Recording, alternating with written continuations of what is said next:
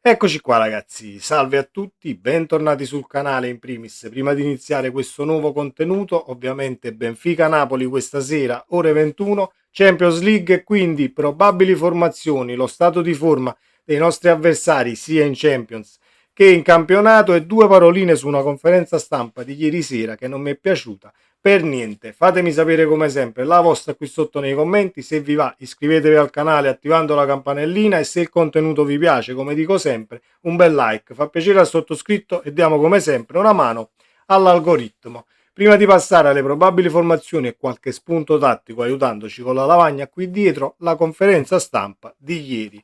Al di là del fatto che il traduttore di Neres si sveglia dopo un quarto d'ora che stava parlando il brasiliano, quindi abbiamo capito ben poco, con un po' di delay arriva il traduttore con, diciamo, abbastanza ritardo le domande che arrivano ad Antonio Conte. Mourinho non lo vedi, non vi scontrate da un bel po', non lo vedi da una vita, ti ha punzecchiato in conferenza stampa. Mourinho prende il caffè alle 18:30, tu a che ora lo prendi il caffè? Ma prendi il caffè con il biscottino, con l'acqua, senza biscotto, senza acqua? Questo è il livello delle domande fatte in conferenza stampa. Niente in relazione a una partita, niente in relazione a una rosa con alcuni infortuni, con calciatori che possono rientrare, un Lukaku che abbiamo visto a Castelvolturno e si poteva ovviamente marciare anche su quella di situazione, ma andate a cercare sempre diciamo il titolone da gossip tra i due allenatori piuttosto che andare ad analizzare un match, la classifica di Champions che parla chiaro sia per l'una che per l'altra squadra, niente di niente. Lo facciamo noi e lo facciamo quest'oggi a ridosso del match, quasi perché si gioca stasera alle 21, le probabili formazioni, ma prima di arrivare alle formazioni, due paroline sullo stato di forma del Benfica. In Champions una vittoria e quattro sconfitte, sono reduci dal pareggio con lo Sporting Lisbona di venerdì. In campionato io ho visto la partita e Mourinho in conferenza stampa parla di un Benfica che comunque meritava la vittoria, strameritava perché ha giocato meglio. Io guardando il match do quasi un tempo per parte perché anche lo Sporting poteva buttarla dentro in un paio di occasioni e tra virgolette chiudere la partita. Non è successo e quindi è uscita una X. Il Benfica ha fatto sicuramente la sua partita, avversario rognoso anche nella partita di Champions contro l'Ajax all'Amsterdam Arena, l'ultima uscita in Europa del Benfica, vittoria che è la prima vittoria ovviamente, poi ci sono quattro sconfitte, hanno 3 punti. La partita contro l'Ajax presenta la squadra di Mourinho a somiglianza dell'allenatore. Gioco spezzettato, gioco maschio, palle inattive che vengono sfruttate, molte volte buttate anche in aria per cercare la spizzata. Mi giro un attimo verso la lavagna per farvi solamente capire, non andiamo diciamo nel dettaglio tatticamente perché potrei risultare anche noioso, però la squadra di Mourinho diciamo che predilige uno, due, diciamo che quando attacca da questa parte, una e due zone di campo dove dobbiamo fare attenzione a fare dei falli inutili. Nel caso ovviamente devi far fallo, lo fai e basta, però dobbiamo considerare che in queste due porzioni di campo loro cercano sempre questa pallata qui in mezzo, la spizzata, un errore al limite di posizione di un difensore e quindi ne approfitti. Situazioni da tenere d'occhio e da considerare, anche se noi a livello difensivo e a livello fisico sappiamo il fatto nostro perché siamo quasi tutti alti dal punto di vista delle palle aeree, comunque non lo vedo tutto questo problema, però sarà una partita molto maschia, sarà una partita credo all'ultimo sangue per il semplice fatto che la classifica parla chiaro, loro hanno 3 punti e quindi nel caso vuoi continuare a cavalcare un'eventuale probabilità lontana di arrivare ai playoff, devi fare 3 punti stasera. Il Napoli dal canto suo per mettersi in una posizione tra virgolette più comoda per il passaggio ai playoff, lo stesso deve fare i 3 punti perché la classifica dell'anno scorso parla chiaro. Se non vado errato, a 11 punti si salvò l'ultima squadra e una è uscita con 11 punti, se non erro lo Slavia Praga, se non vado errato, se non vado errato lo Slavia Praga e il Bruce dentro, comunque una cosa del genere, a 11 puoi anche entrare ai playoff. 13 punti ovviamente, se riesci a farle 2 vittorie sarebbe il massimo e siamo qualificati con 13 punti, credo, classifica alla mano e confronto con l'anno scorso. Poi mi direte sì, ma noi passiamo ai playoff, però poi ci sarà uno scontro con una squadra tosta, conviene, non conviene. Io questo fatto conviene, non conviene, scegliere o non scegliere una competizione,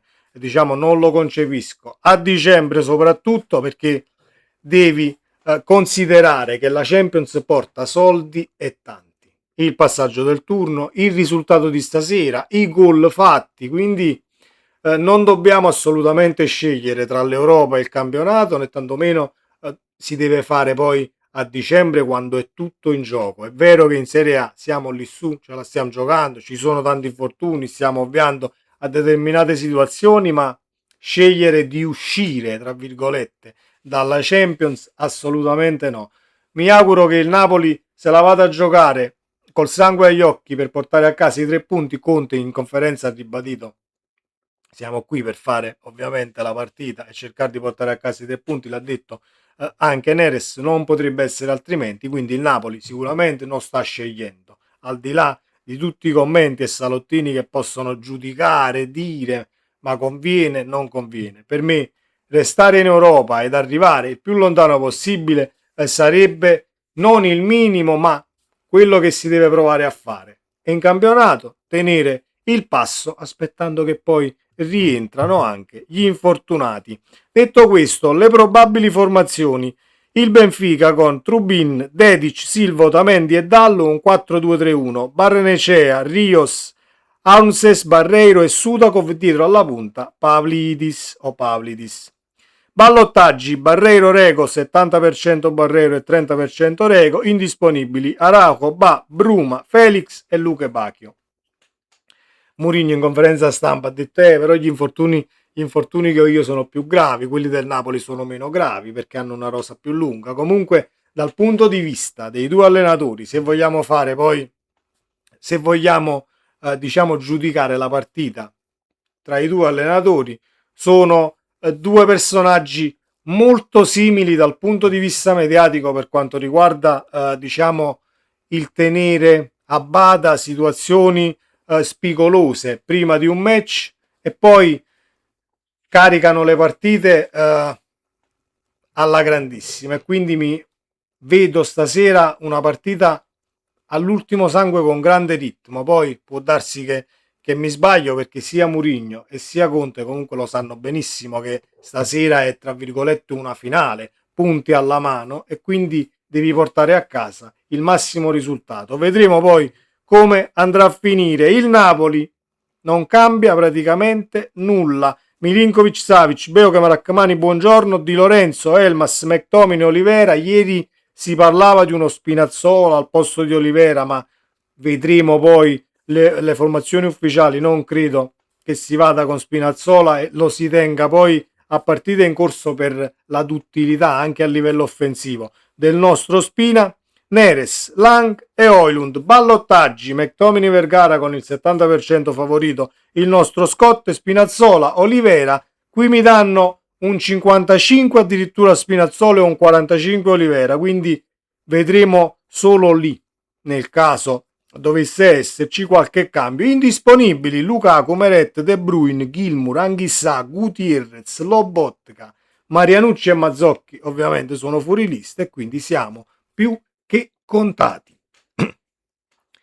Diciamo che sicuramente la gestione atletica della situazione non è che possiamo andare a chiederla altrove.